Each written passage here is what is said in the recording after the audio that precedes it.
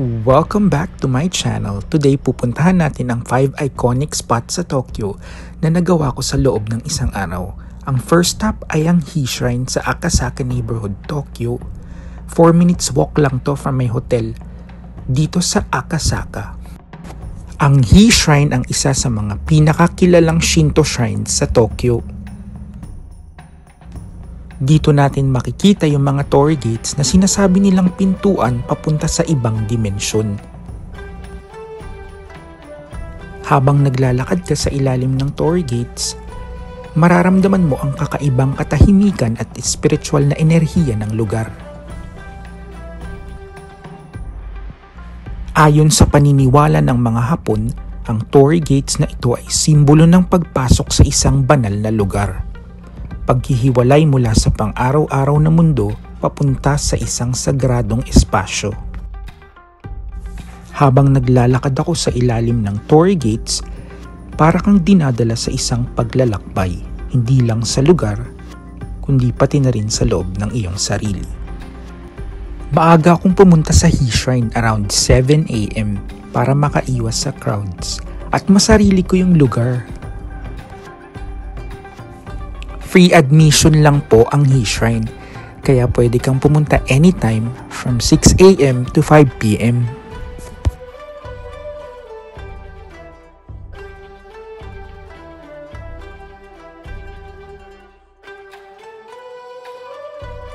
After, bumalik ako sa hotel for the free breakfast. Ang sarap nung fish nila pero hindi ko alam kung anong pangalan niya.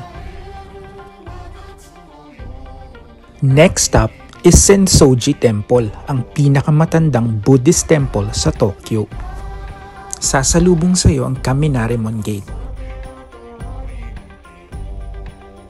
Maraming bilihan ng mga souvenirs at mga kainan papasok sa Sensoji Temple, kaya mauubusan ka talaga ng time bago mo marating yung temple mismo.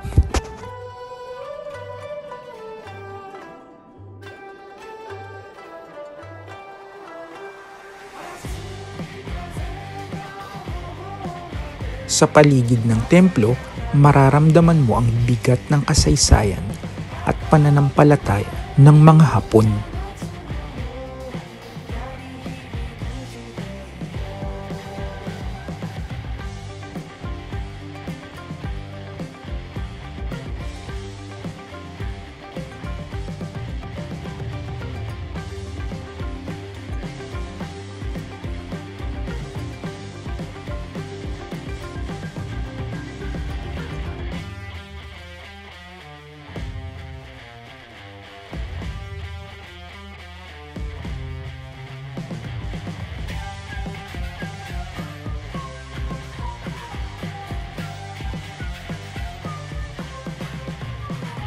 Ang usok na nagmumula sa insenso ay sinasabing nagdadala ng swerte at kagalingan, at maraming bumibisita dito araw-araw para magdasal at humingi ng blessings.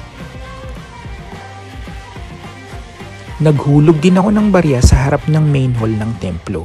Ayon sa tradisyon, ito ay isang alay. Sabay dasal o wish mula sa puso.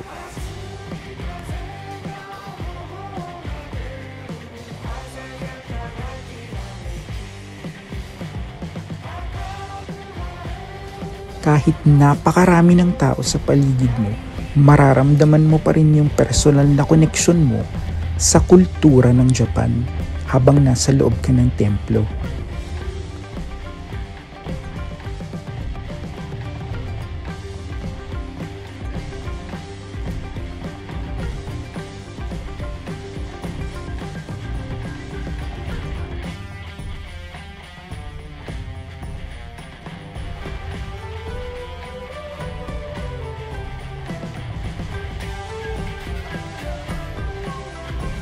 Dumaan din kami sa purification fountain.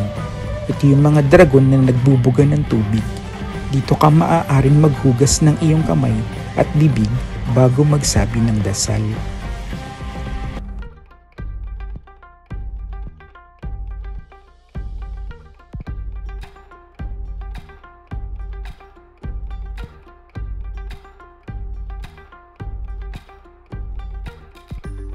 Mapapansin nyo rin ang mga malalaking Japanese lanterns dito. Sa kultura ng Japan, ang lanterns ay hindi lang dekorasyon.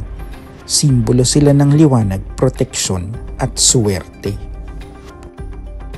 Sinasabing tinutulungan ng mga lanterns ang mga Diyos na makita ang daan at sabay ay nagtataboy ng malas at masasamang espiritu.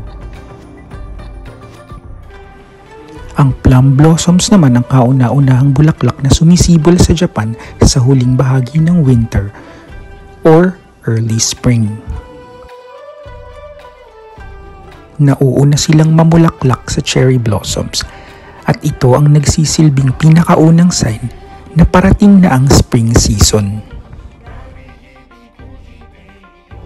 Dahil namumulaklak sila kahit malamig pa, simbolo sila ng tatag, pag-asa at bagong simula.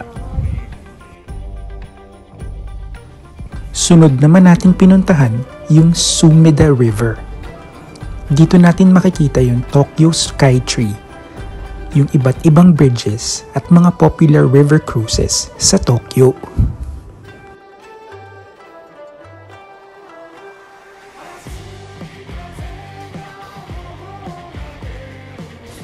Sa gitna ng Tokyo, tumatayong matayog ang Tokyo Skytree.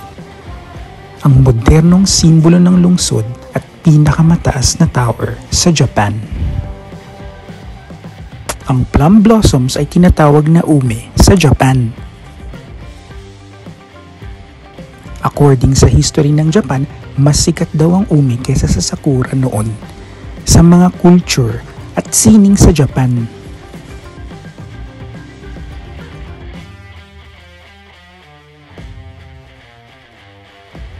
Tuwing spring, meron ding tinatawag na Plum Blossoms Festival, katulad ng Sakura Festivals. Ito ay tinatawag na Ume Matsuri. Ito ay ginaganap sa iba't ibang bahagi ng Japan at around different parks sa Tokyo.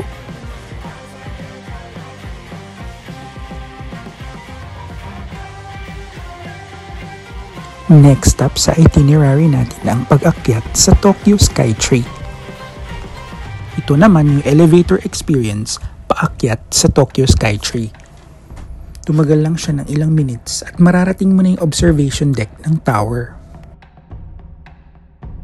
Mula sa observation deck, matatanaw mo ang 360-degree view ng Tokyo from 2,000 feet above.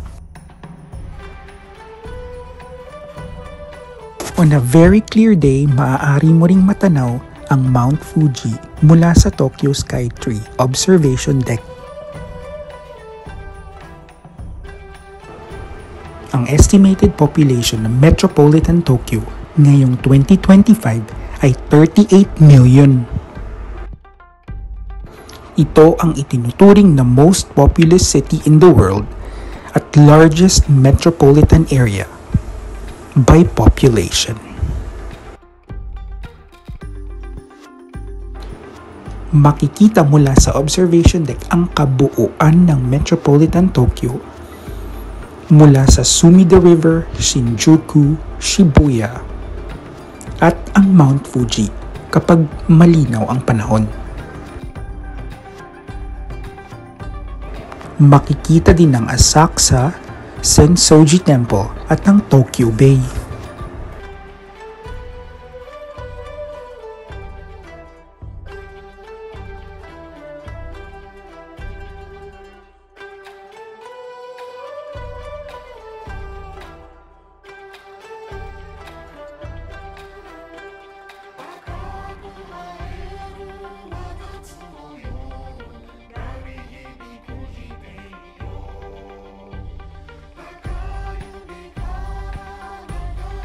Mula din sa tuktok ng Tokyo Skytree, makikita natin kung gaano ka-organize at kalinis ang city ng Tokyo.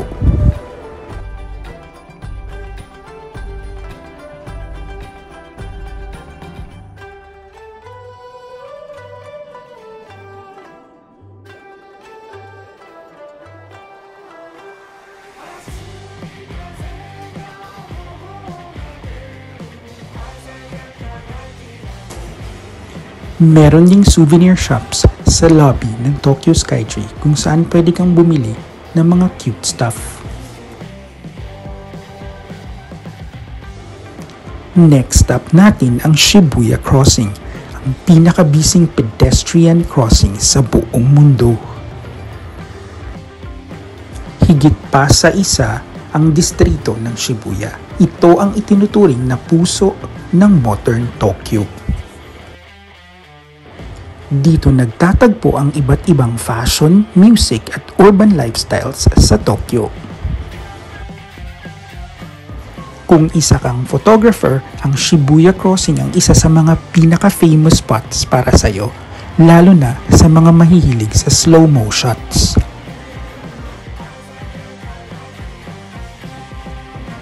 Habang gumagabi, mas lalong dumadami ang tao sa Shibuya.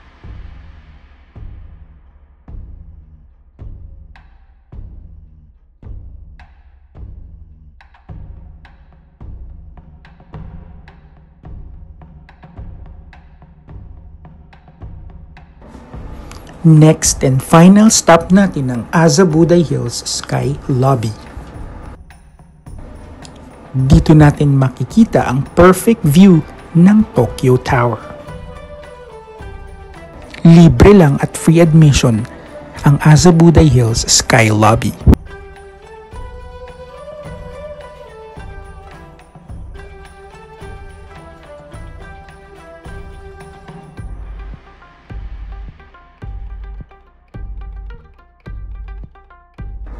Higit na mas matanda at mas matagal na ang Tokyo Tower compared to sa Tokyo Skytree. Nagbukas ang Tokyo Tower noong 1958, habang ang Tokyo Skytree naman ay nagbukas noong 2012. Inspired ang disenyo ng Tokyo Tower sa Eiffel Tower sa Paris. Nag-iiba-iba ang kulay ng Tokyo Tower sa gabi. Depende sa season at special events. 67 years ng bahagi ng iconic skyline ng Tokyo, ang Tokyo Tower, compared sa 12 years ng Tokyo Skytree na nagbukas noong 2012. Dito na nagtatapos ang ating one-day vlogs around Tokyo. Thank you for watching. I'll see you on the next one.